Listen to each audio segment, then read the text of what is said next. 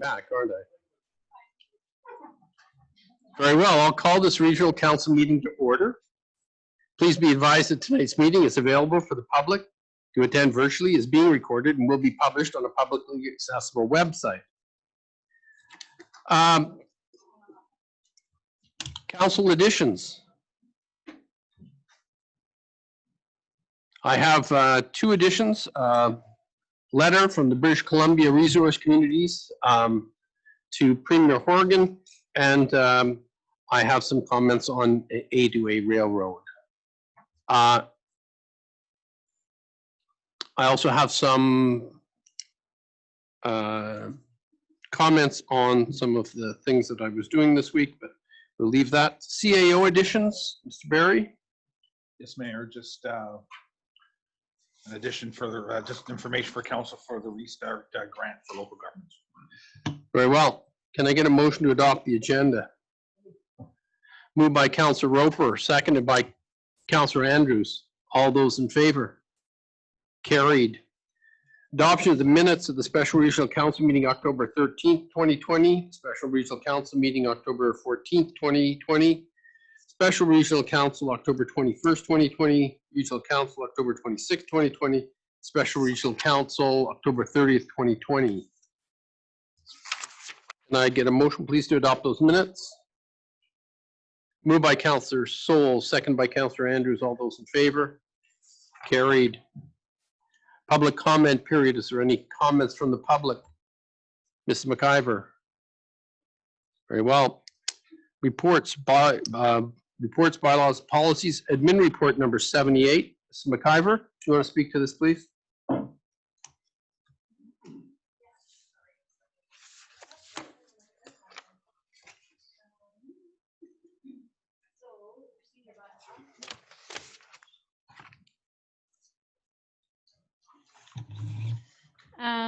So this is before council. This is one of the few bylaws that council develops for themselves to govern their meeting processes. And we found as a result of COVID that a lot of our business practices have changed. And so the procedure bylaw as is doesn't necessarily reflect those. But in reviewing it, there were a few other things that were flagged that we may want to consider, or council may want to consider updating. So I'll just walk through kind of some of the things that came up in the course of the review. So one is the time and location of meetings. So the procedure bylaw outlines that annually meetings occur the second and fourth Monday of every month, and then it names the months where that's accepted for one meeting per month. For as long as I can remember, council has cancelled the second meeting in September to accommodate the UBCM convention. So typically this involves advertising to notify the public that we're canceling a meeting, where should council wish, we could just amend the procedure bylaw to include September among those months as being one meeting. Do you want me to move on, or do you want to have? Let's have some discussion on that. Councillors, do you have any objection to that? Since this has been an ongoing cancellation, we may just as well put it in the bylaws. Do we have any objection? All right. Okay. Thank you, Councillor Andrews. Would you prefer a motion on each one of these? I think so. I didn't summarize them in recommendations because I thought maybe we could just, maybe council could just decide as we move through it. Very well. Can I get a motion then? Motion. Moved by Councillor Roper, seconded by Councillor Andrews. All those in favor? Carried unanimously. Notice of special meetings. So basically the procedure bylaw requires that we print any special meeting agendas as a notification. And so we've been doing that, but I just wondered, many of council prefer just to receive things electronically versus having print versions. I think we've gone down substantially in even what we're placing in council lockboxes, which technically by the bylaw we're breaking the rules. So I wondered if we wanted to update that to forgo duplicate printed copies. But of course, council, if there are members that would like a printed copy, we would just do that upon request. Very well. Any comments on that? Councillor Andrews? Could we just change it to like an opt-in thing? So if you want a paper copy, we just notify you. If not, you're just getting electronic. Yep, absolutely. That's an option. Very well. Any other comments? Councillor Gerwing? Yeah, because I like the paper copy, so if it's an opt-in, that's kind of a thing, because I would hate for us to say we're just not going to do it unless requested, right? Very well. I'll ask for a motion then. Moved by Councillor Penny, seconded by Councillor Andrews. All those in favor? Carried unanimously. Thank you. Electronic meetings. So this one has a few different considerations, and as council will recall, kind of our trials and errors of electronic meetings has dated back even years. Basically the procedure bylaw today reflects that we can conduct special meetings and then also regular and special meetings in virtual means. So I think just some cleaning up of that section to encompass all meetings, if that's what council would desire. That's the practice we've been carrying out anyways. Also, it speaks to some of the limitations. So one of them is around a limited number of meetings that a person's allowed to attend virtually. There's a little bit of gray because one of the ministerial orders speaks to if you're attending virtually, you're considered present. So we could potentially leave that section around limiting the number of meetings a person can attend virtually annually. In light of COVID, the ministerial order kind of covers us off in that regard. And then council's wishes to stream meetings. So there was a recording to record and stream meetings. So the process that we're offering right now is to host meetings by Zoom, which streaming allows for people to sit at home and view the meeting. It doesn't allow them to interact with council. So there was also a ministerial order where it was required that local governments make best efforts to involve the public in council meetings. So in terms of the Zoom platform, or an electronic platform that allows for the participants to raise their hand or to speak to council, we're exceeding the provincial order because we're accommodating that in a safe way, in a virtual way. Though there continues to be conversation around streaming. So I guess my question to council is around, are you satisfied with the method being used, or do we want to just look at streaming options that change that function a little bit? Okay, Councillor Roper, did you want to speak to this? Yeah, I'm extremely satisfied that we're able to offer digital meeting participation, virtual participation. I was also happy when we were streaming to YouTube so that people could just sit back and watch as they can, instead of logging in and being that participant. I'm not sure why we can't do both, and I'm not sure where the direction came from to roll back to stop doing the YouTube, but we were doing the YouTubes beforehand, and we're not now. So that's an observation that I have. I'd like to see both options available for people that just want an easy broadcast that they can watch without having to virtually participate. So, well, I think council wants to make this as easy as possible for our fan base. I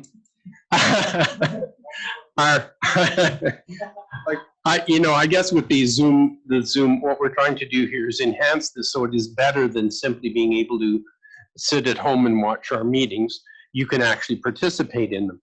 It does require that someone download the Zoom app. It does allow for people to be anonymous, which I think is very important. There are some people who would perhaps like to watch a council meeting and don't want everybody else to know that they were watching a council meeting, or for one privacy reason or another, don't want to be known, and I think that's fine. But I think the Zoom app is actually better than simply live streaming on YouTube. I don't have an answer to why we can't do both. And maybe that's something that we can look at. Mr. Barry, did you have a comment? Well, it's going to just add that you have the ability to watch the meeting on YouTube today. It's just not live. It's just not live. Right. See, because it does the recording Yeah. does get posted to the YouTube channel. So you have that ability. The only challenge today, and correct me if I'm wrong, but it's my understanding that the Zoom function, so the recording actually currently gets posted to the YouTube channel. So you have the ability to go in and watch that. Yeah. The only difference is prior, it was a live stream, which we're replacing currently the live stream with the ability to participate in the meeting live. Yeah. Currently, so you have the ability to. I'm not sure if much is lost by having the live stream simply posted the next day and having the Zoom meeting available. I don't know that we're really losing very much as far as people's ability to join to access our public meetings in the way they wish. Councillor Roper? I'll just give you an example. I've been volunteering for years to stream memorial services for families in town. If I were to tell them, no, I'm not going to do a live stream, but I'll post it the next day, it would completely change the that service, right? So I feel the council was pretty clear that we were going to be streaming, and if we're not, we should perhaps revisit it and just get the streaming out of there, or commit to it, because we're still calling it streaming, and virtual participation is not a stream. It's not a broadcast. It's a different thing. It's still great, but it's different. Councillor Penny? I'm not sure if there's anybody out there that's being held back currently if they want to watch these that aren't, but without a doubt, I agree with Councillor Roper that it's a lot different clicking on a YouTube link than it is to getting into Zoom. It can be a pain, but I don't know if it's possible to be able to do the YouTube stream at the same time. I mean, There's a button sure. right in Zoom where you can just stream to YouTube. I believe. Is that correct? It's a built-in functionality of the Zoom platform. So you can post live on YouTube.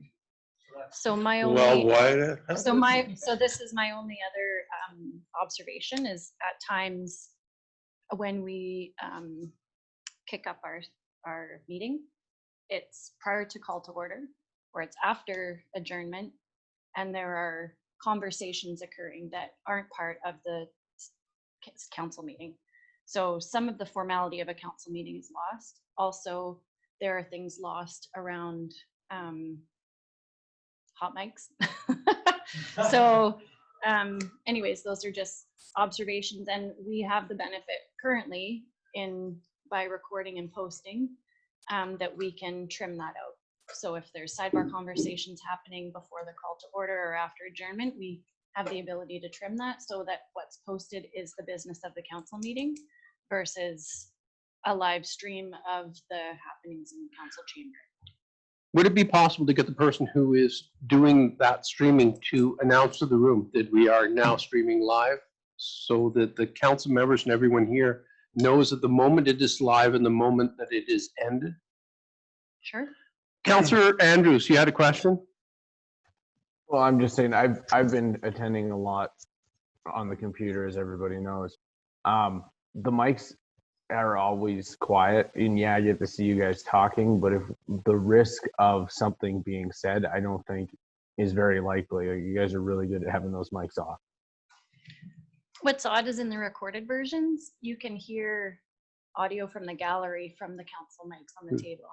Councillor Penny? I've heard that as well. Like I can hear, because when I've been on virtual, somebody can have their mic on here, and I'll hear somebody at the end of the table. But I think we all signed up for that when we agreed that we're going to stream. So it's up to us to button up if we don't want something to be heard. But So just to answer the question, back in the day, we made the switch because we were racing around just trying to figure out how to accommodate virtual and the fact that council wasn't even meeting in chambers back in the day. So this is the reason why we're bringing this procedure bylaw back to council. Council's been aware that we have been streaming live and that we were using this platform and try to get used to it, the web-based platform with Zoom, to accommodate that virtual participation, which is very important from a transparency perspective. And of course, partway through the various restrictions, the province changed the order to at one point was everyone work from home, figure out, have your meetings remotely. This is what the order is. Don't care what your bylaws say. To now, if you can do it safely, do it safely. But at the same time, if you can't accommodate the public in person because of gathering requirements or restrictions, you have to have some other abilities, best efforts, which is the Zoom platform. And the reason why we're bringing the procedure bylaw now, because we know a lot more today than we know then. If it's important for council to have the component or to have it live streamed in addition to, then that's what we'll put in as part of the procedure bylaw, right, if that's important. What we don't know, I mean, I don't know if that particular option was available. And I 3 haven't or 4 tested days, it. and we haven't tested. But if it's important for council to stream, I do know that previously when we were streaming live, logistically from a staff perspective, it was a lot more to it than what we're doing right now with Zoom at the time.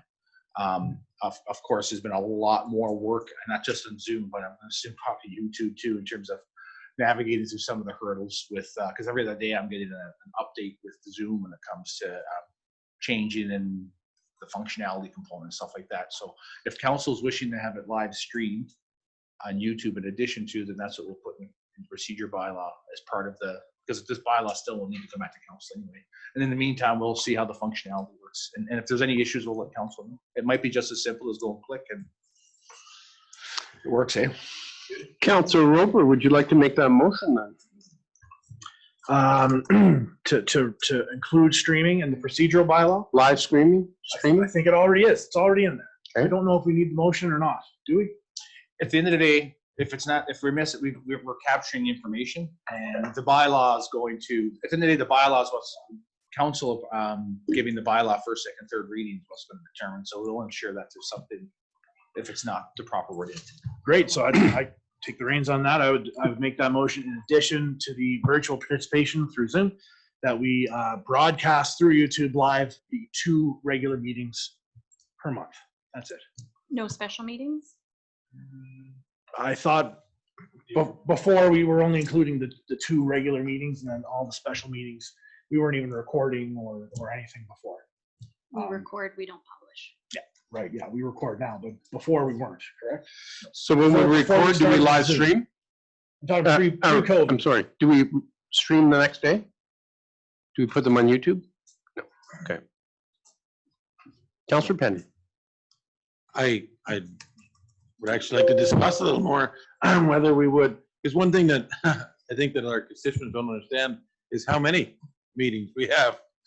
It mightn't be a bad idea. And just a clarification, I didn't mean to not record every meeting, because I know that that's got a lot of value for even creating the minutes. I'm just talking about the streaming twice a month. That's all I'm talking.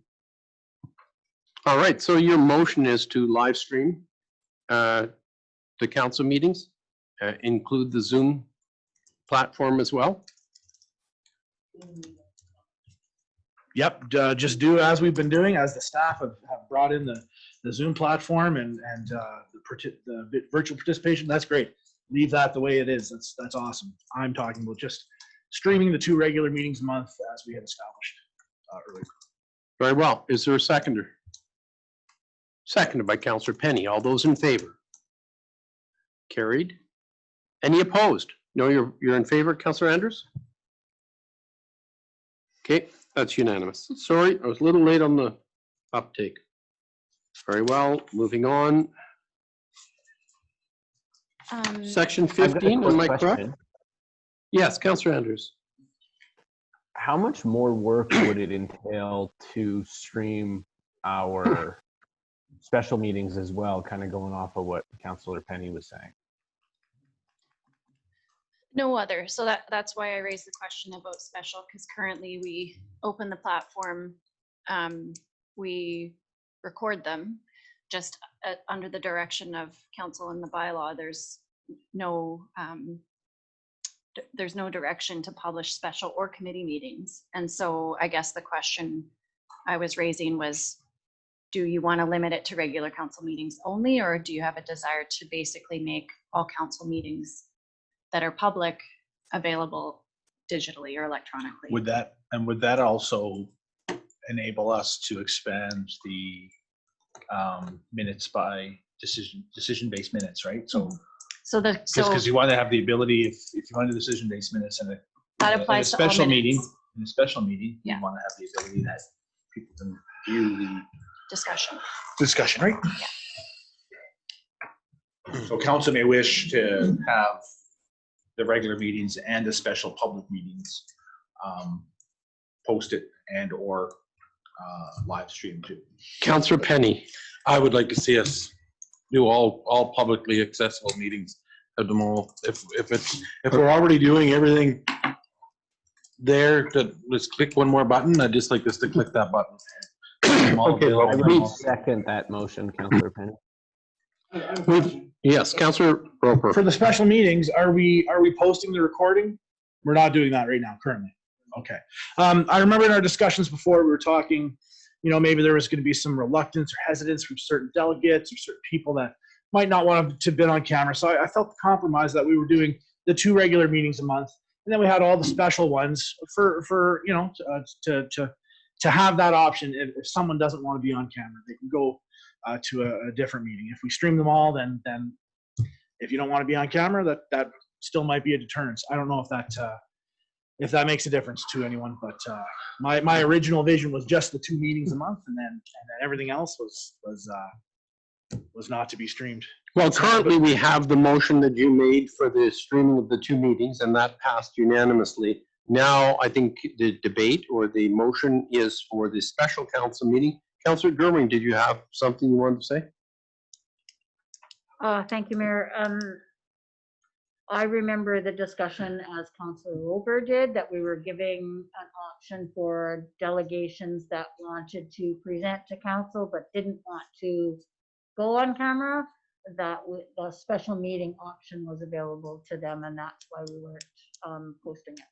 So I am comfortable with the original motion, but if it's the will of council to go for posting, recording and posting everything, I mean, I would vote in favor of that too, but just reminding council that we were giving an option to delegations that didn't want to appear on camera. Councillor Penny. If we did have somebody that didn't want to be on camera, we could go in camera, right? No. Only for certain No. reasons. So the compromise, I guess, so later in the report, one of the thoughts was, right now the procedure bylaw requires detailed minutes or discussion-based minutes, where basically if we go to, well, already we publish all of the recordings of regular council meetings. So in essence, your minutes become a transcript of a recorded meeting.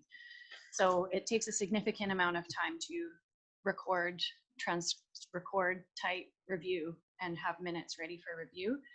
So an efficiency might be to go to decision-based minutes. So basically it's recording the resolutions of council, and anyone interested in the discussion behind those resolutions has the recording to refer to backfill.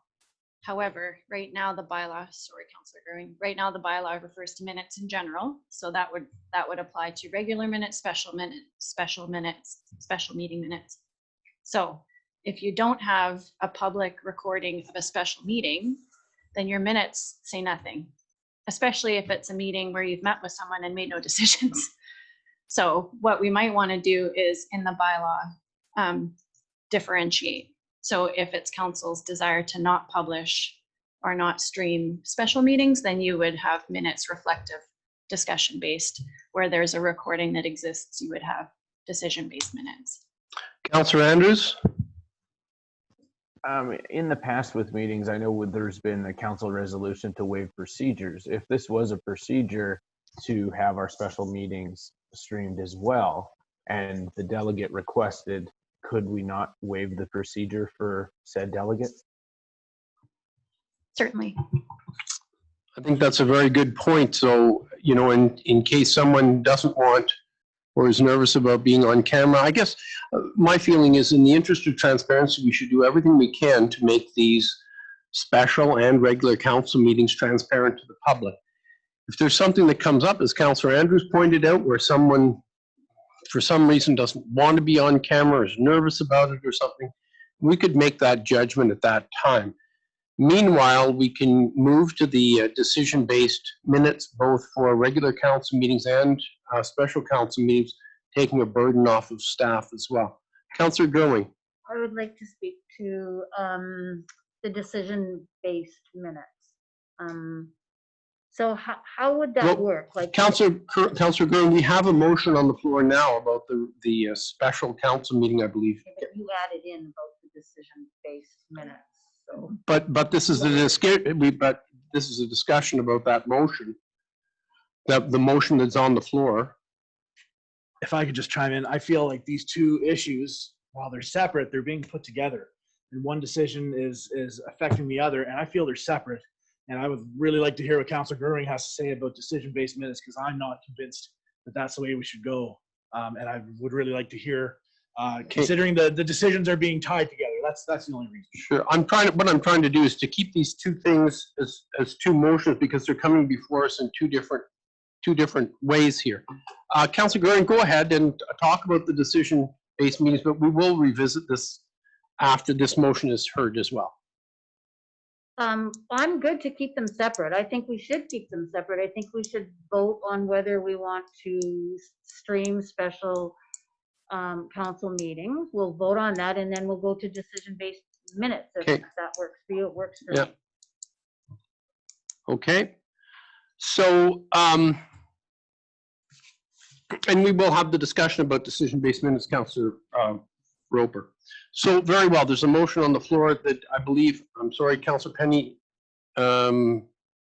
it was to stream the special council meetings, seconded by Councillor Andrews, I believe. Yes, but would we need an amendment now to add in that, or we just wouldn't, because we just would waive the procedures, right? Yeah, the other component too is fine to pass resolutions, but like I said, the bylaw, when it comes back, has to get read and passed by council. Okay, So perfect. if something's missed through a resolution tonight or whatever, if anything, we want to capture the conversation council's having so that the bylaw can reflect what you want to do or not to do. So if it's not through a motion, whatever, if you say we like to do this, not that, or whatever, and if the resolution's missed, it's okay, because the intent is that if we miss it in the bylaw, then it could get captured then too, right? So, Okay. Very well. because it's all going into the one, it's all obviously in that one procedure bylaw. If we've had the discussion then about the special council meetings being live streamed, then I will ask for a vote. All those in favor? Carried. Now, I believe we're on to discussion-based, decision-based minutes. And Mayor, sorry, I'm do sorry. you want to have something in there in the bylaw to potentially, so it gives council the ability to, not that you can waive certain procedures, of course, but sometimes it's good if it's a desire of council, it can be in there in terms of what to do, right? For the delegation component on a special meeting if they come and don't want to be on camera. So we'll probably have something there too, so that council has that ability in the bylaw. So it was my feeling around the table that we've decided that the delegates could ask that it's not being streamed live. Is that correct? Councillor Penny? To get back, as Mr. Barry was saying, perhaps that we put something in there that they're offered that, right? Is that what you're meaning? Like we Yeah, actually just- have something in there, in the bylaw that says that each delegate can be offered that, you know, it could be a. There's a concern. Would it just be that portion of the meeting that we don't broadcast? Would it be the full meeting? Would we be sacrificing other parts of the meeting that we might want streamed just because one delegation doesn't want to? What are the logistics that go into that, would you say?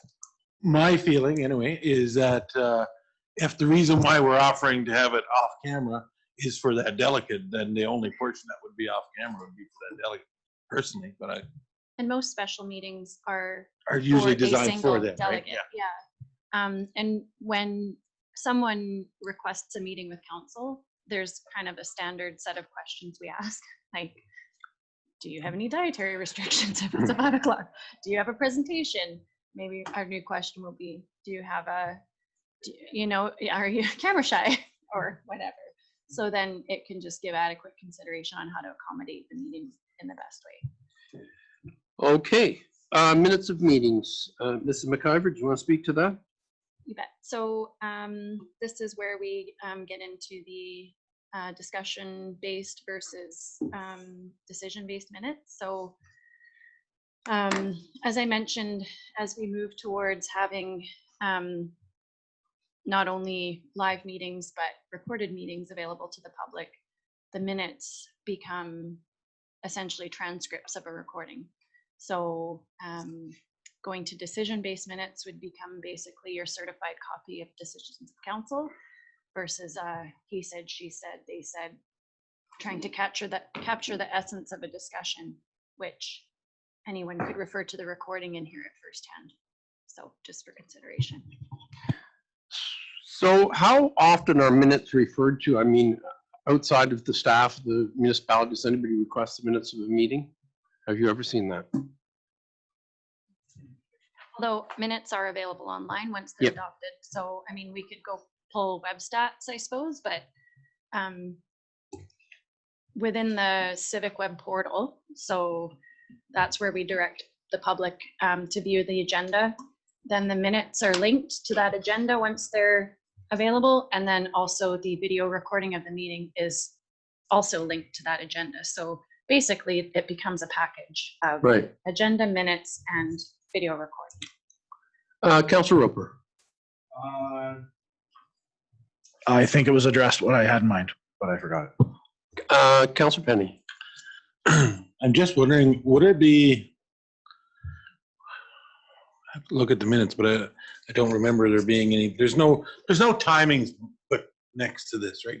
Normally it's just a flow because we're doing a discussion based. Now, if we were to go to decision based and we had the link to the recording, would it be possible to have that decision, the timestamp on the decision, so then that if that person wanted to see that, they could just clip in there and go? Yes.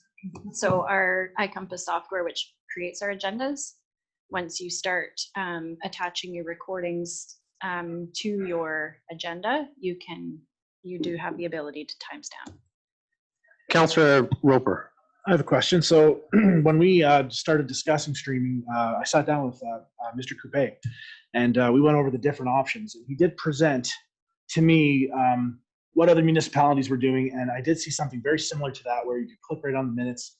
It was my understanding that that system was quite expensive, probably to the tune of $25,000 a year, where the system that we have with YouTube and the open broadcasting or the Zoom platform was relatively low, if not free in a lot of the case. So I'm just wondering what the cost would be to include that integrated officially with the minutes. So we'd have to investigate that, but there's also nothing saying that you couldn't put resolution 18020 moved by, seconded by, and then record the time. Yeah. If it wouldn't be live, that it would prompt you right to that minute of the recording. But as an interim measure, we could do that until we investigate the cost of trying to. At least they could scroll Link it. through and get the time, right? Very well. Councilor Roper. So yeah, in consideration of decision-based minutes, I'm probably not going to be in favor. I understand the want for it, but I feel that our discussions should be encapsulated in those minutes for people that can't access the video or don't have access to a computer or just can't see it, or even if the next council rolls back those streaming initiatives, we could go back to having a media ban. And then all of a sudden, we also don't do we're doing decision-based minutes, and we're also not doing video or photography. That could happen as well. So I feel that, well, that's what we had before. We had a media ban in the council chambers, no video, no photography. We had to roll that back.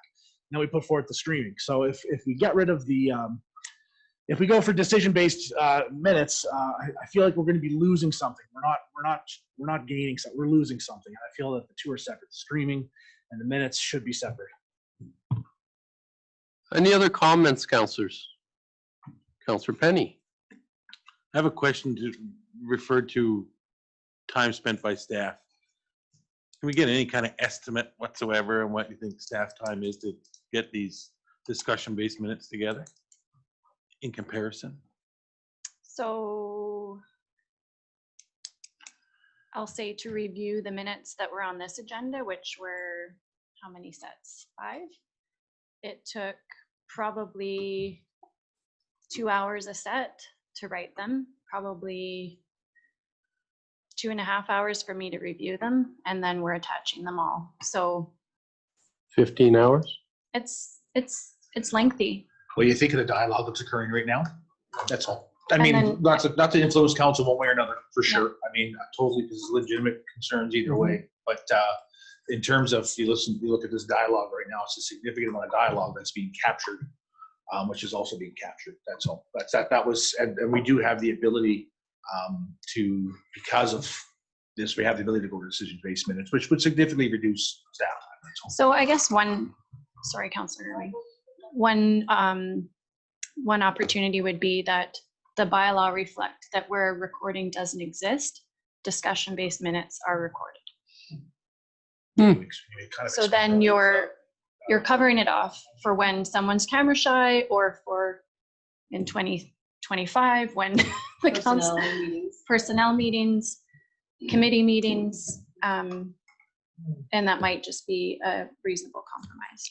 Councillor Gerling? So if council decides to go to decision-based minutes, walk me through what that would look like here tonight. So we wouldn't have somebody taking discussion minutes at all. But after the meeting, somebody has to then go through the recording to say,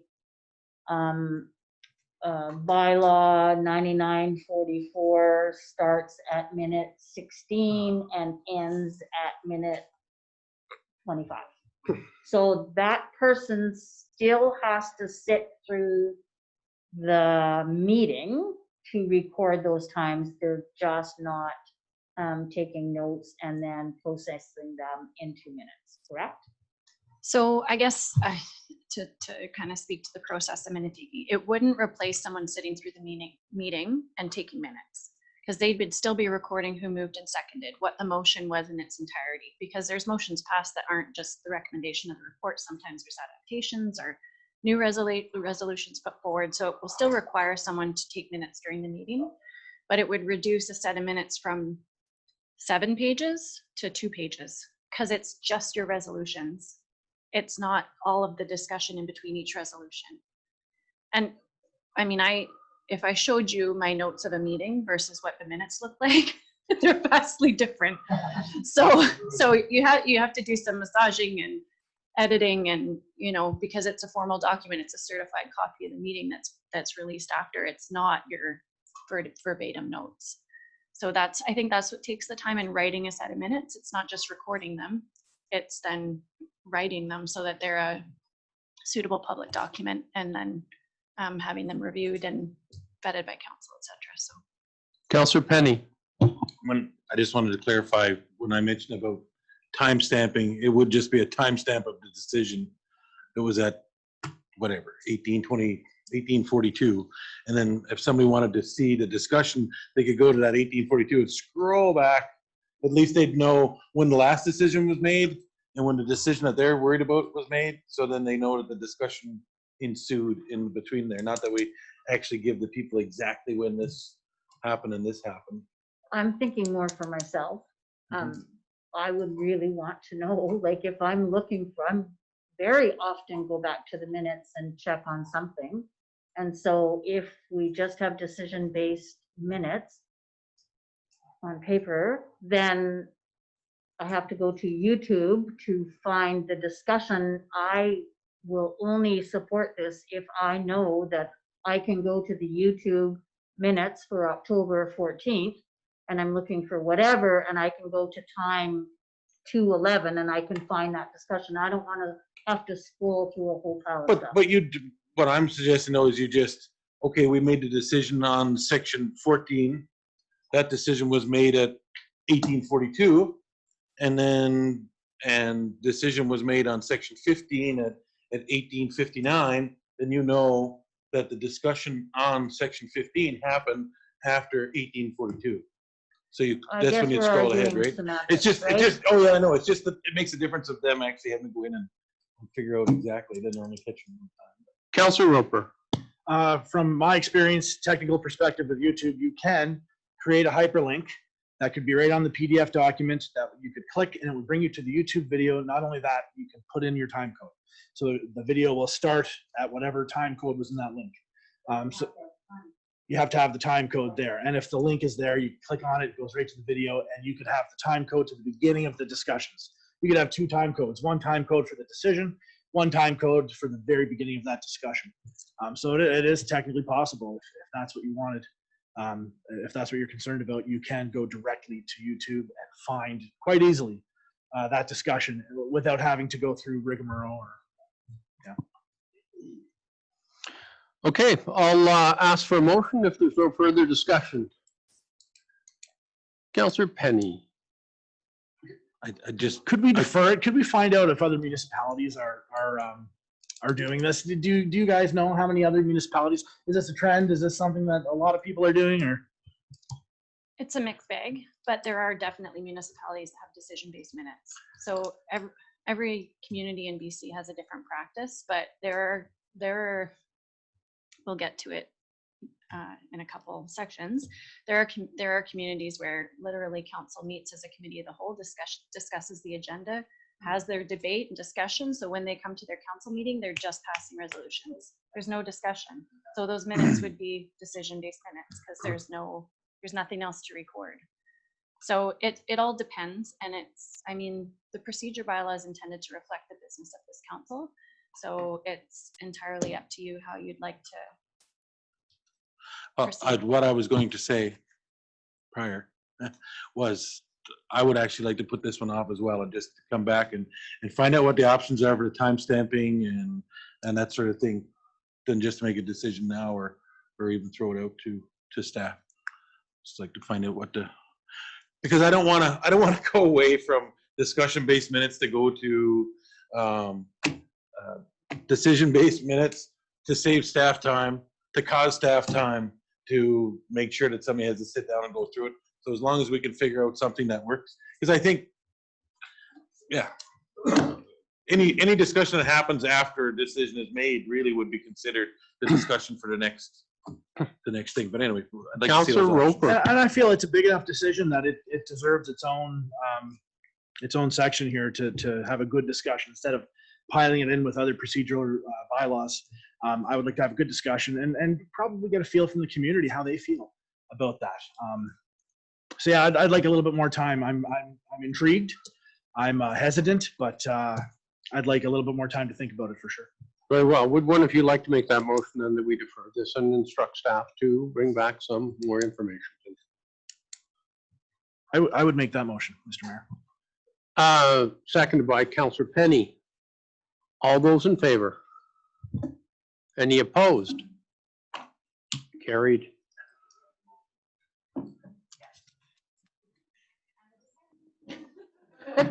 Forms of bylaws in section 41, form of resolution. So this is just a formality, and actually, sadly, we haven't done it for a really long time. But the procedure bylaw requires that any bylaw before council has to be presented in print. And any resolution introduced at a council meeting must also be in print. So I think these are just sort of historic practices that, as we went by way of electronic devices, we no longer bring a hard copy for every council member to read because it's part of your electronic agenda package. So it's just housekeeping. I got some too. So, and that's not to replace, right, and that's not to replace the agenda package. This is in addition to the agenda package. So, I mean, you could expect that then you would also have copies of the bylaw in front of you as well as in your package. So, yeah. So, very well. Any other comments? So we're looking to Remove the requirements. yeah. Is there a mover, please? Moved by Councillor Penny, second by Councillor Roper. All those in favor? And that's carried. Part 7, Committee of the Whole. So there's a significant section of the procedure bylaw that's dedicated to Committee of the Whole. And so I described a little bit what that is. So if Ross were here, and I have a little Ross on my shoulder, he's very excited to hear that Williams Lake has Committees of the Whole.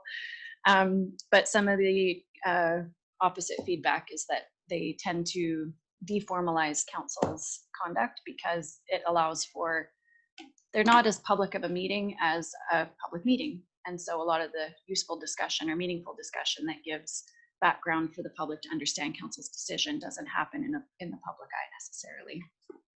And as far as we can tell, it hasn't been since the 80s, maybe even before my time, that we've had committees of the whole meetings. So, I mean, it does no harm to keep it in there, but it's also some additional complexity that we don't seem to need. So, Councillor Gerwing. I would hate to see us take it out, just because it gives, although this council doesn't use it, past councils since the 80s haven't used it. Fort St. John Council does use them. Other councils do use them. Our next council could possibly use them. So once it's gone, it's gone. It has to be reintroduced. If it does no harm to keep it in, I would support keeping it in for future consideration of future councils. Any other comments? Councillor Gerwin, would you like to make a motion to that effect? Yeah. Seconded by Councillor Roper. All those in favor? Carried. Inclusivity. Oh, I'm sorry. Conflict of interest. So these ones are just housekeeping. It seems there's a heading missing for part 9, conflict of interest.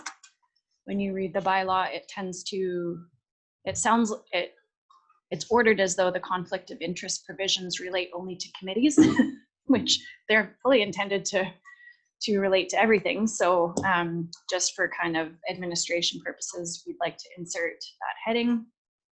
And then I'll just jump into inclusivity as well. So some of the options that were presented to council for inclusivity last year were to neutralize the language in our legislative documents. And there are some gender specific terms within the procedure bylaw that we could just neutralize to there instead of his or her. Very well. You're looking for 2 motions and 2. Very well. I'll ask for a motion that we include part 9, conflict of interest. The title part. I'll make that motion. Councillor Gerwing seconds. All those in favor? Carried. Second motion of gender neutral. Seconded by Councillor Roper. All those in favor? Carried. Thank you. Very well, moving on to admin report number 79.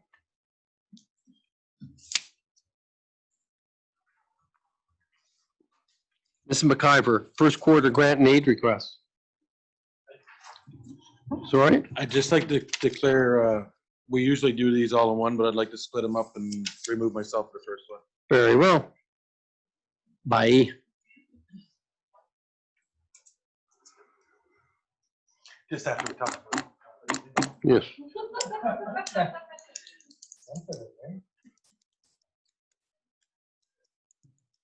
Mrs. McIver. So the first quarter intake for 2021 has closed. So we had 4 applications. So I guess 3 of which are in front of council for consideration. Last year when we brought this forward, we realized that because they're approved, or because we're asking council to review and approve the applications for a budget that doesn't technically exist yet because it's in 2021, at the same time council pre-approved the grant and aid budget for the following year. So just wanted to raise that there were some concerns last year around pre-approvals, that it was preferred that last year pre-approvals be kind of discouraged and that the budget be considered as a whole.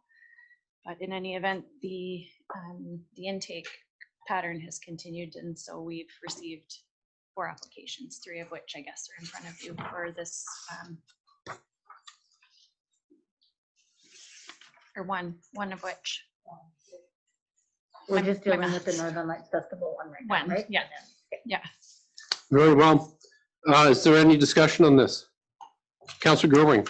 Just to confirm that if the event doesn't happen, the money is not given to the group. Is that accurate? So if they've asked for it, and so basically the group has to request the money. So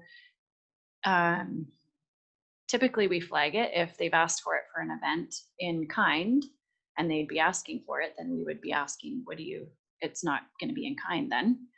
Similarly to the chamber, for example, this year they had asked for their grant and aid associated with the trade show. We kind of flagged it, the trade show was canceled, and then council made a different decision based on that organization and in light of the fact that their purpose for the money had changed. So I think it would just come back to council. If the event was canceled and they were still asking for a disbursement, we would bring it back to council.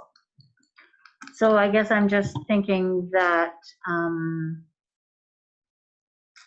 that this one is specifically isn't happening until March of 2021. Would they get those dollars? It's not geared towards a specific program within this event.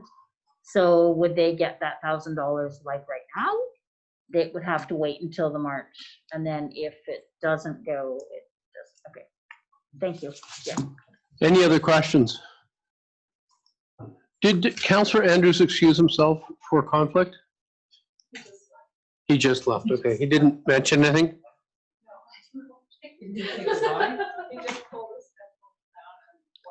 He must have had some other slight emergency.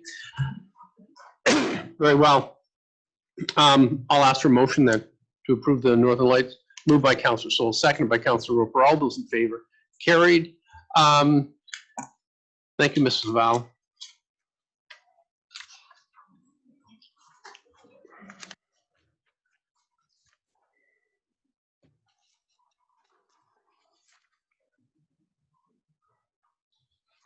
Carrying on with the other 3 grant and aid requests then.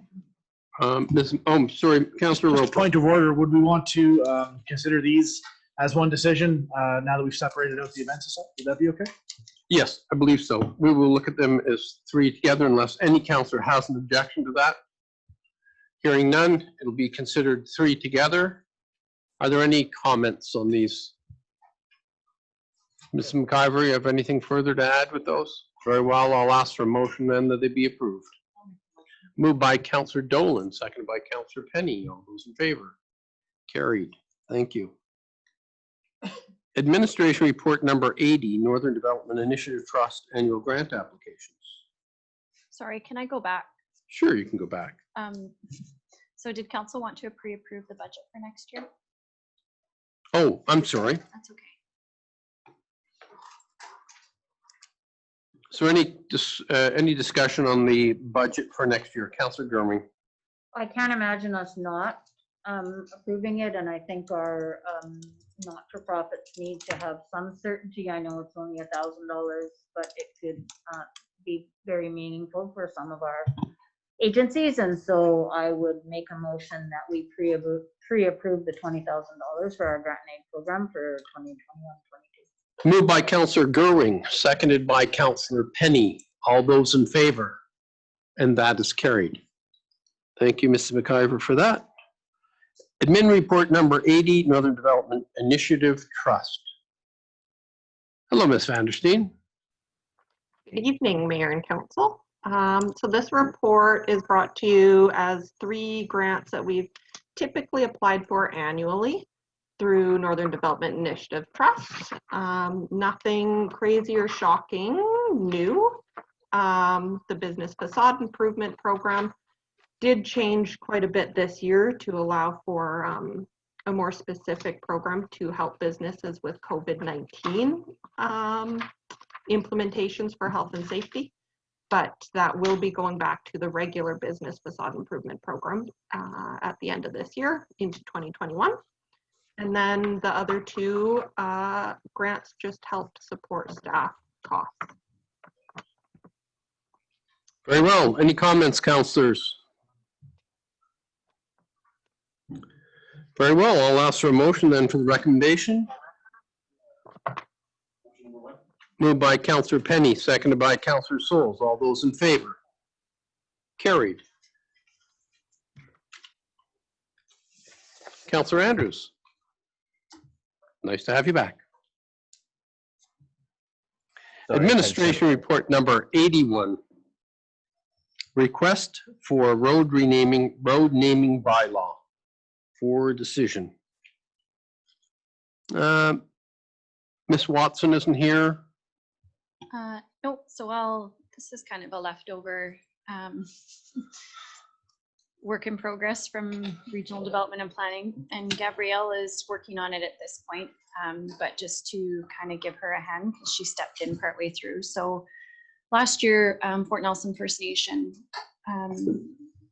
submitted a request to us to rename Reserve Road to Fort Nelson First Nation Road. As we referred to our bylaws to see how our process for renaming a road, it turns out that we don't have one that's up to date. So basically the road naming bylaw or street naming bylaw we have is from the 70s, and it has very limited provisions. It has no provisions for renaming, has no provisions for how to name it, literally just established addressing of the day. So we have significant amount of addressing that has been created since then. But in any event, it's still a living bylaw, thanks to our letters patent. So it's not as clear cut necessarily as saying, yes, we can fulfill your request, or no, we can't.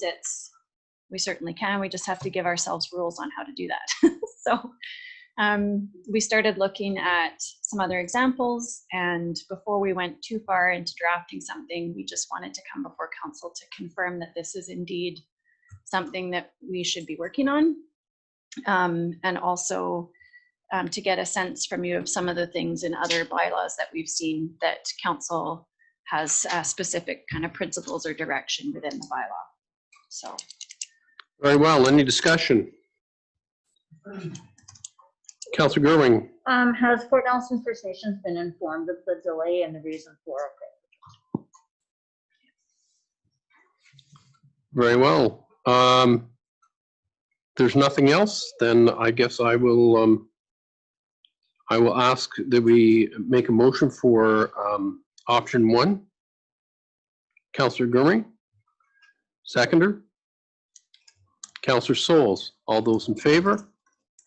Carried.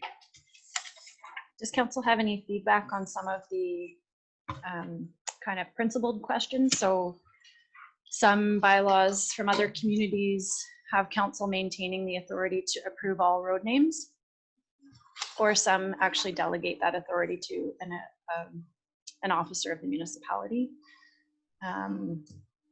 Also, some communities have differing criteria for names. So for example, some communities say that no road shall be named after a living person or people at all. Some It can be awfully dangerous for anybody named Smith or Jones, can't it? Does council have a preference at this point, or maybe we'll have further discussion on that at some point about how we want to go about doing this? My preference is that it all comes back to council, and I don't have a preference on any criteria that would bind council to one particular option or another. I'm in agreement with that. I'd rather see it lay with council for changing names, and I wouldn't want to put too many restrictions on it. Very well. I think at the very least, it should be like a bylaw amendment or something. Like we should have public notification and stuff, and you definitely leave it to approval of council. Well, thank you. Moving on, administration report number 82. Application for grant funding through the Community Economic Recovery Infrastructure Program. Miss Watson, would you like to speak to this? I sure could. I would, if I could, actually like to speak to Admin Report 83 first, if that's possible. Oh, certainly. We can do 83 and 82 together. We were looking at that earlier on, and yes, go ahead. Perfect, perfect. So as you both, or as you all know, we started to dig up the aprons at the Public Works in the fire hall. That's the cement pads that front the bay doors. And upon removal of the first of these aprons, it was visibly noted that there was extensive deterioration of the building's concrete framework, the structural beams and pilings. So we stopped work and arranged for a structural engineer to come up and give us an assessment and some recommendations prior to moving forward. On October 23rd, we received that report, and the recommendation was to shut down the 3 bay doors on the north side of the fire hall, and they are no longer capable of supporting structural loads at this time. The remaining of the north side of the building, they have similar issues, but the condition is not as progressed, and that area is deemed suitable for continued use. There's further deterioration along the west side. The north side, which fronts 48th Avenue, is in pretty good shape, and then the east side is unviewed at this time. We are going to have engineers coming back up in a week or so to do further structural assessments, just to let us know what kind of condition the building is structurally, architecturally, and so forth. And the engineer's report did include a recommendation that the entire foundation be replaced, as it's reasonable to assume that the entire foundation would be subject to the same premature deterioration. Cost estimate has been provided to replace the perimeter of the foundation of the building, and that's at $680,000. So linking into admin report 82 on the grant application, we submitted one to the Community Economic Recovery Infrastructure Program for $994,500.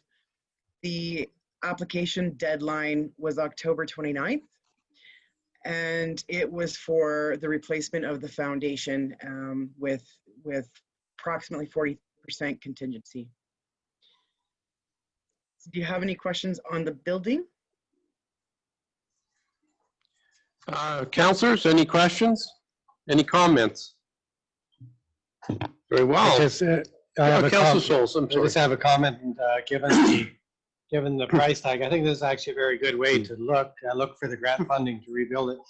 But let's not forget that you could buy a much newer shop for less money than that in our own backyard. So let's take a look at, just let's remember that that exists. I say let's just remember that there's a lot of empty buildings in the community that and of course you can't access them through grant funding. So I get that. It makes very much sense to fix up, see if we can get grants for what we have. But when you start seeing at that level of construction repair on a building, it makes me always think of what other options we have. That's all. The only other thing I would note is because our staff has applied for this grant, they potentially can save this municipality $1 million. So well done, all of you, for getting on top of this grant and applying for it.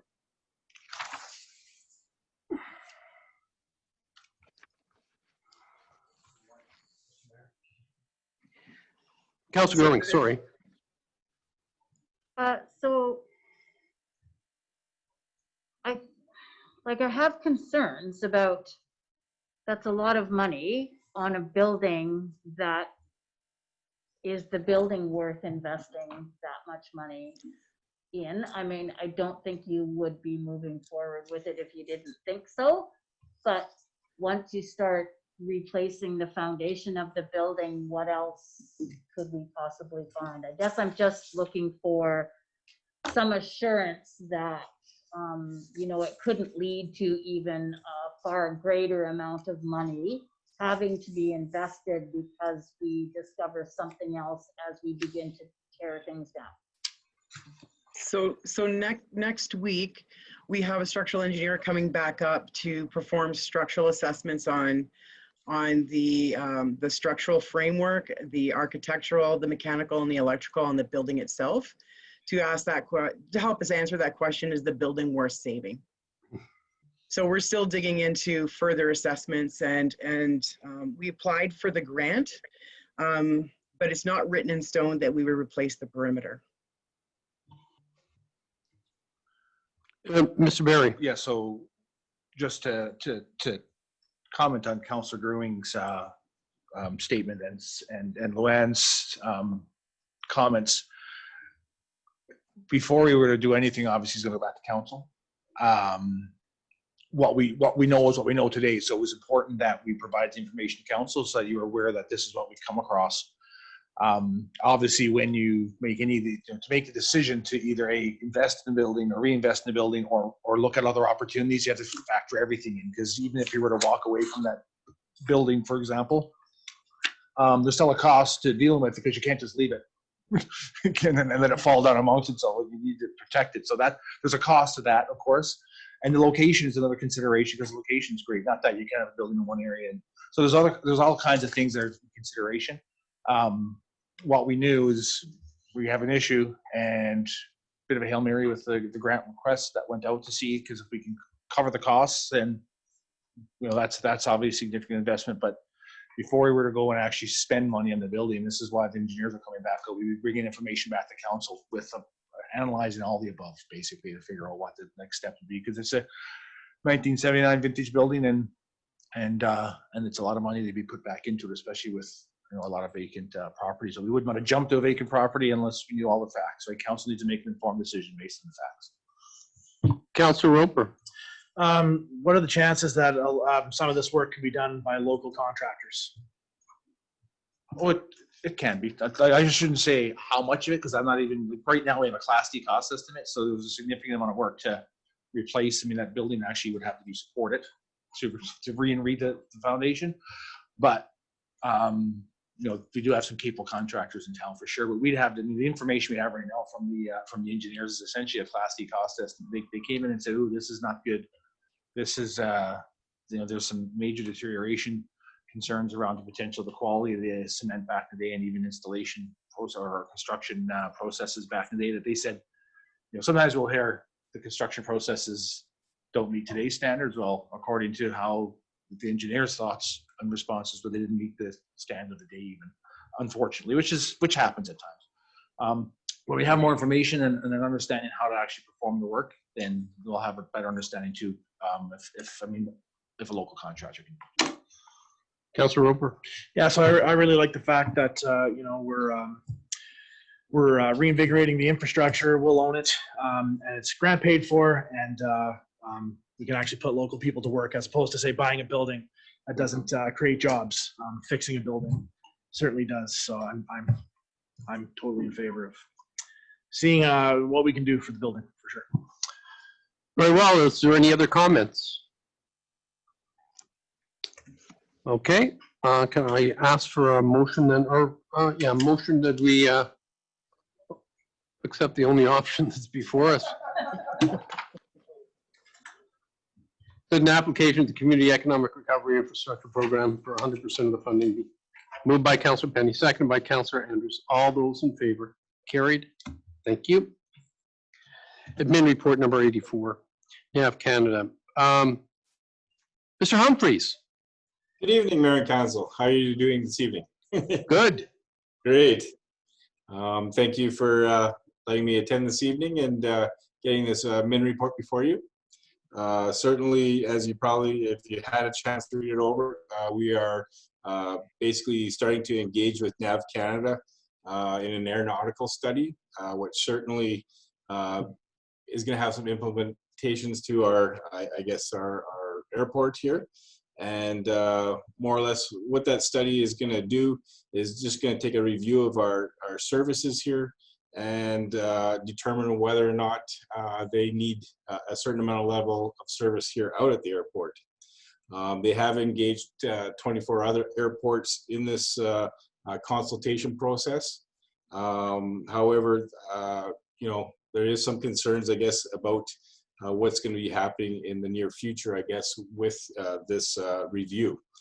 They have engaged us on a couple different levels at the municipality level, and they're certainly on November 13th going to be engaging us on a stakeholder level. And in turn, we're going to be looking at how these services are needed or required in our, I guess, in our municipality.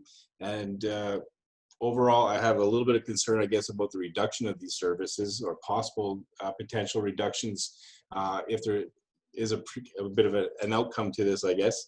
Sorry, I'm a little tongue twisted this evening, but for most part, I guess, just have some concerns that NAV Canada has kind of engaged with us. Potentially, they've been a long, outstanding partner with us out here at the airport. They provided a numerous amount of services as outlined. They do voice advisories. They relay local weather. They help with our role in our emergency response plan. And I guess what's going to possibly happen is, as they did in the summertime when we had quite a change in everything due to COVID, they canceled the night shift. And I can see them trying to move towards this position again. How that's going to affect us, truly, either it's going to be a decrease in service out here at the airport or possibly an increase in, budgetary requirements, I guess. So we are engaged with them. We're going to certainly try to work through this with them, but certainly having you guys on our side and potentially, voicing your concerns and, being able to hopefully petition some of our cause here would be greatly appreciated. The airport industry as a whole has more or less been under attack since COVID-19 started. We haven't had a lot of support from the provincial or federal government as to date, also which is kind of outlined in our the RAC, or the Canadian Regional Community Airports attachment letter that's was circulated along with this administration report. Yeah, unfortunately, I probably have more to say, but a little nervous. So, Okay. Now, if you have any questions, yeah, I'm sorry. are there any questions for Mr. Humphries? Well, you must have done a good job. Oh, Andy, did you have a question? No, but I just was going to say there's no point in being nervous with us. You're okay. Okay. Well, this is my second visit to your council here, and I do appreciate all the hard work that you guys do, and it's very much eye-opening to participate in this. And I really want you to understand that we are trying our best out here to navigate through some of the, sorry, Mr. Andrews. Yes, sir. You mentioned that it would help with advocating from council. Is there certain people we should be advocating to? Well, at the end of the day, NAV Canada is probably going to take on this study. They say it's not predetermined, but certainly there is some questions about that. As they are looking at 24 other airports. We're not the only ones. Some people are actually losing full service. They haven't quite decided on what level of service that we could potentially be facing. Is it just nights? Could it run into evenings? Some of our limitations at the airport also are the fact that we don't have an RCAL system, which means a remote control where you can turn the lights on. So NAV Canada historically has turned the lights on and off for every aircraft that's come in the evening. So if we don't have that type of service, who's going to be taking care of that? Is it going to be our staff, or does it mean a service reduction? Quite honestly, with medevacs and stuff like that, and the way the system is here in our community, you don't want to be in a position where we don't have that service. So as we kind of work through the issues with them, hopefully we can determine, who can take on these responsibilities. Also, local weather. Again, if you don't have a guy in the tower, you're kind of relying on generally a pretty good machine, like it's called an AWAS system.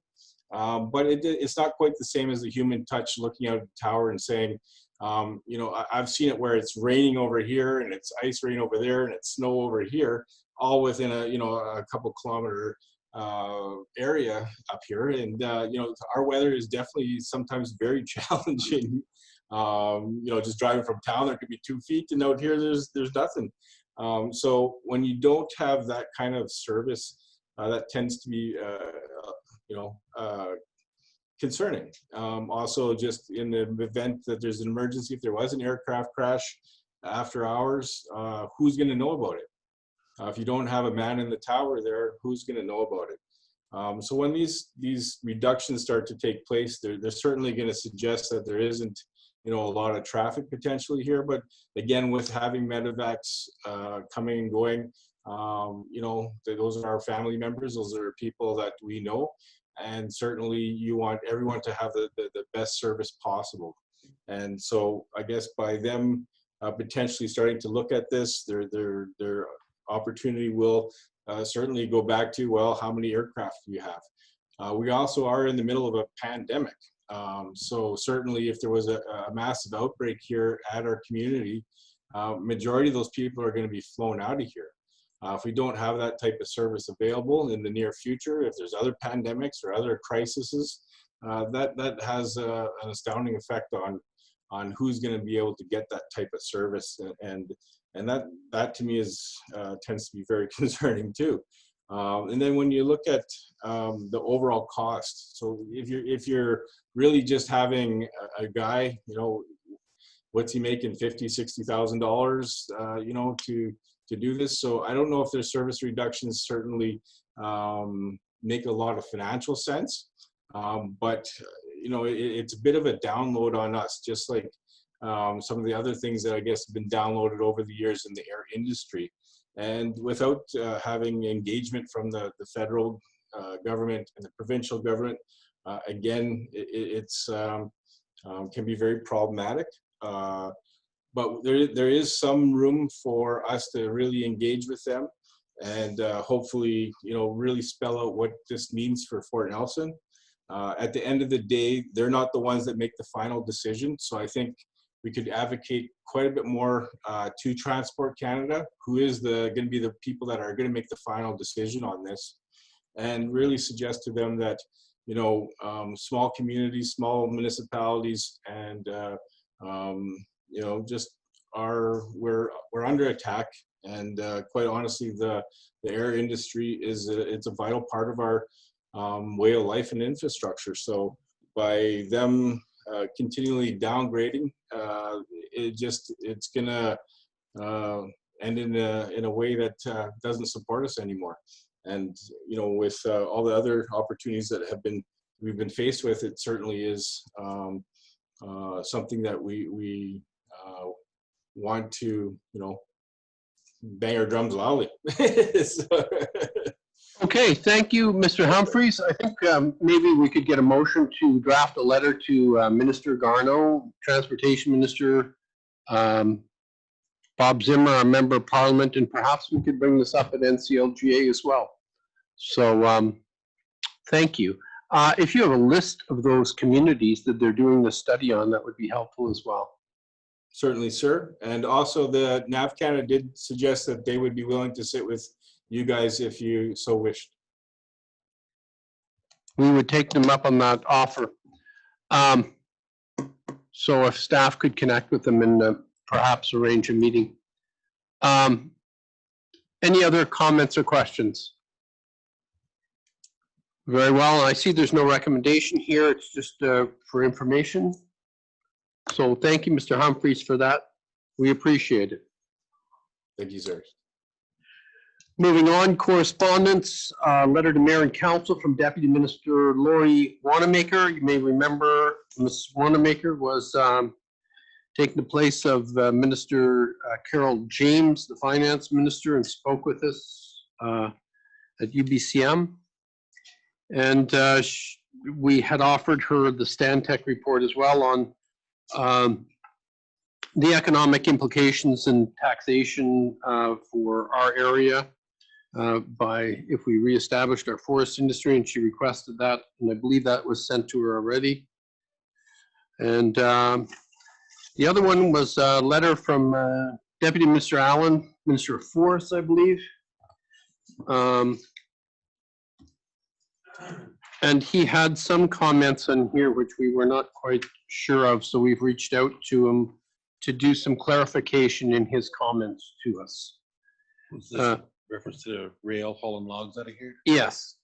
And so there must have been a wire cross someplace, and we'll be acquainting Mr. Allen with the facts in the Northern Rockies. So that's correspondence. I don't think it requires a motion.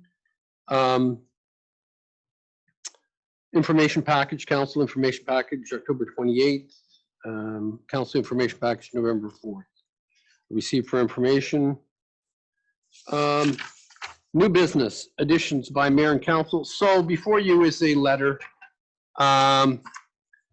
British Columbia's resource community stepping up for pandemic recovery.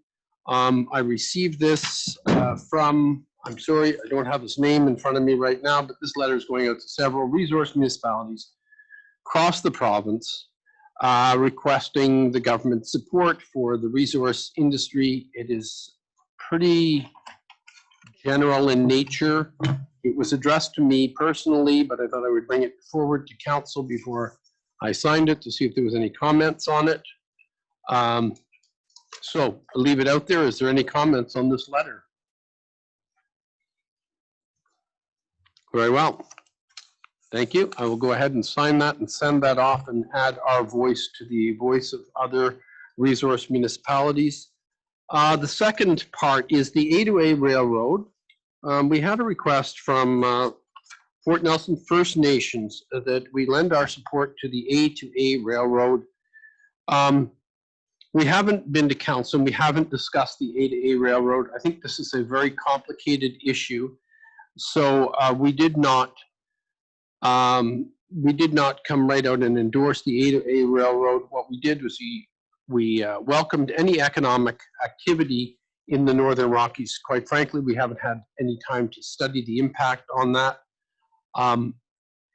Anything that would improve our rail system, I'm sure that we would support, but I think there's other factors here which we would have to take a good close look at before we put our stamp of approval on it. So I just bring that forward. A letter will be going out, I believe, from Fort Nelson First Nations in the newspaper, and it will be general in nature that the Northern Rockies supports economic development in our community.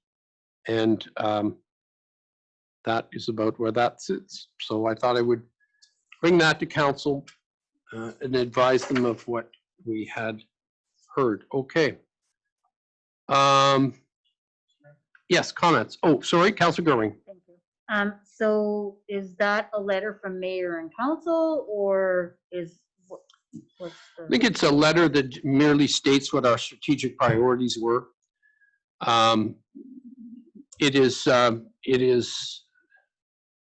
they were asking us for something more specific, and we thought it was not appropriate for us, seeing as we have a lack of comment from council, to give them anything more specific other than the strategic direction of council is for economic development in the Northern Rockies. Did I miss that discussion, or was it a meeting I missed, or? That was the will of council, though? I mean, maybe I missed it or whatever. Well, for strategic priorities, Mr. Barry? I can fill in some. So Fort Nelson First Nations reached out to the mayor requesting that they're put in some information, and most likely the next paper, regarding the A2A rail line, and specifically relating to a potential spur line, which we don't have any dealing with, the potential spur line that might spur off the A2A line. They'd asked for support so they had information or communication that was going to go in the weekly in the paper that also outlined the support of the municipality, or requesting the support of the municipality. So there was, in the absence of having any real information on it, there was more, I guess, vague correspondence in the letter or the information that Fort Nelson First Nations. They were looking at, if anything, support from us, or a suggestion in the letter, for example, that our neighbors or our partners support the A2A line with us, being Fort Nelson First Nation. So that said, in the absence of having any real detail in terms of what that was about, it was more general the communication back to First Nations was more general on, of course, municipality supports economic development. And if there was economic development due to the 8A line, then the council essentially would, municipality would support that broadly. So in the absence of any discussions, the mayor brought it up here tonight. So any discussions with council, I should mayor and council. Councillor Gerwing. So was the letter signed by you then? Signed No. by the mayor? It was the provision of a quote. So Oh. FNFN is preparing a piece, like Okay, an so we article. didn't submit a letter. No. No, No. Thank you. it's No. the inclusion of a quote. Yeah. And the inclusion of that quote was a little bit broader than the original request that came from FNFN. Yeah. So this happened relatively quick. It was something that came to us on Friday, and then so today was just trying to understand.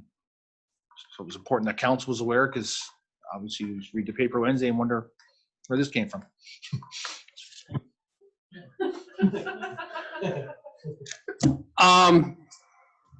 Mayor's discretionary account, third quarter. Are there any questions on the mayor's discretionary account? Councillor Penny. Okay. Mr. Barry. Yeah, I did have an addition. Oh, I'm sorry. I lost the addition. Sorry. That's okay. Your addition. So for council information, we received some correspondence from the Minister of Affairs of Housing regarding the grant for local governments. We've probably heard in the news about some other municipalities that have received some funding from the province. So we haven't received any funding from the province. We received notification that we're going to potentially receive some funding, or will be receiving some funding as part of what's called the Restart Grant for local governments. The funding supports local governments to assist her dealing with the increased operating costs and lower revenues due to COVID-19. Based on the information that I've received, it looks like we probably will receive a grant funding in the neighborhood of about $1.5 million. So eligible costs include things like addressing revenue shortfalls, facility reopening, operating costs, equipment costs as a result of COVID, and things of that nature. So essentially, we'll receive that funding once we just, like I said, received the correspondence just late last week. My understanding that'll just be funds we transferred. We'll have to track it through our financial statement and ensure that where we attach costs are part of the eligibility requirements. And what we don't use can get carried over into the next year. So we'll incorporate some of that potentially into the next year's budget to help with some potential costs and revenue shortfalls. And additionally, we'll also look at some opportunities this year to potentially bridge some gaps. So, things like the landing fee component, for example, is an area which is significant shortfalls there. So we're just navigating through that, but good little good messaging that we received. It was nice. I knew it was not too often you open an email and have that. I had to double check to make sure it wasn't spam. There's a click here for more information. So just for council information, as we know more. But yeah, at this point, that's what it looks like. Perfect. Nothing else. I'll go on to mayor's discretionary spending. No questions on that. Very well. Did you have a question? Okay, perfect. Thank you. Standing items for discussion. Councilor's report. I've got NCLGA I attended on the weekend. It was long. I learned a lot of things. I'm on the governance committee. I thought I would go on the governance committee because it'd be nice and quiet, and sure enough, Mayor Ackerman now has an issue with the governance committee. So here we go. Anyway, it'll be great. And I'll learn some more there too. I attended Mr. Malika's grade 9 class, and I did a video chat with him, and that was a lot of fun, and I enjoyed that as well. Very well. Any other councilors' reports? Councilor Gerwing. Thank you, Mayor. On October 22nd, I attended the BC Centre for Rural Health Committee via Zoom, of course. The meeting theme was centered on transportation, not much new to report. I also, on October 28th, attended the NCLGA Healthcare Committee. And the goal of this committee is to identify themes, priorities, and strategies that advance equitable access to healthcare services in North Central BC. Initial activities have included to develop a stakeholder map, begin compiling a report database, and create a survey for members to collectively identify key healthcare concerns that are shared among multiple communities. This information will help to inform the committee's strategic framework. I also attended the community health plan meeting in October, and the meeting notes are included in council information package. And November 6th and 7th, I also attended the NCLGA board meeting. The board highlights report will be emailed to you in the next couple of weeks, so I won't go over all of that. But just to let you know that the AGM will be held in May, date will be announced, but it will be a virtual event over the course of 2, perhaps 3 days, depending. The committee is really looking at many ways to ensure that this remains a relevant, inclusive, and informative event for everyone. As well, the NCLJ is moving forward with their solid waste forum that was canceled last year, but they're going to move forward in 2021 with a virtual format as well. So watch for further details. Thank you. Thank you, Councillor Gerwing. Public news media questions and answers. Oh, sorry, Councillor Penny.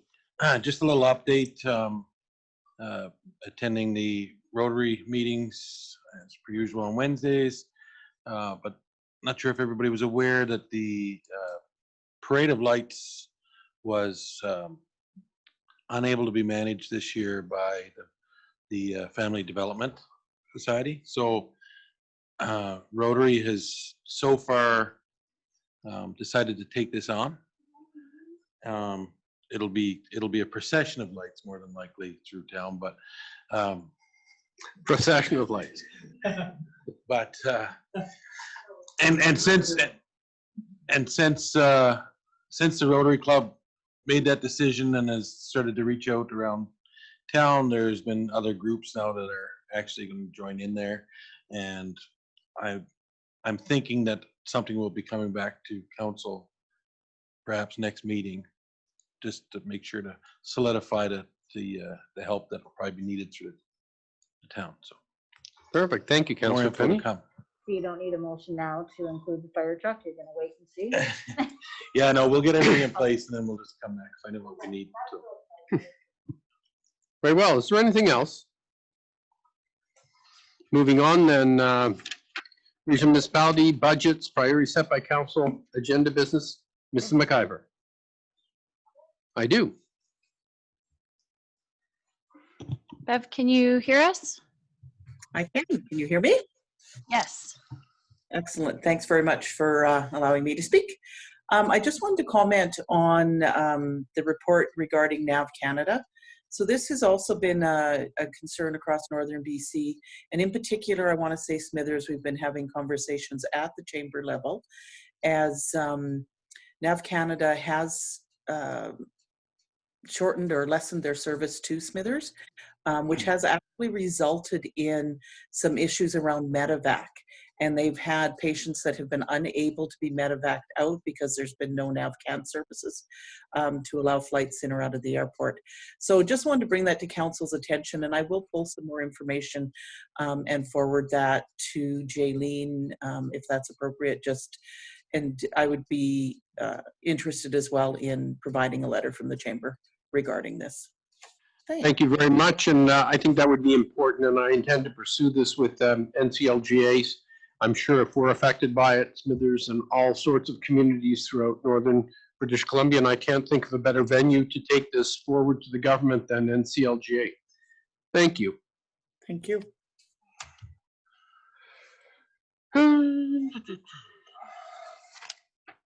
Very well. I'm going to ask for a motion to temporarily adjourn the council meeting. So moved. Moved by Councillor Penny, seconded by Councillor Souls. All those in favor? And I'm going to ask for a motion to move to a in-camera meeting.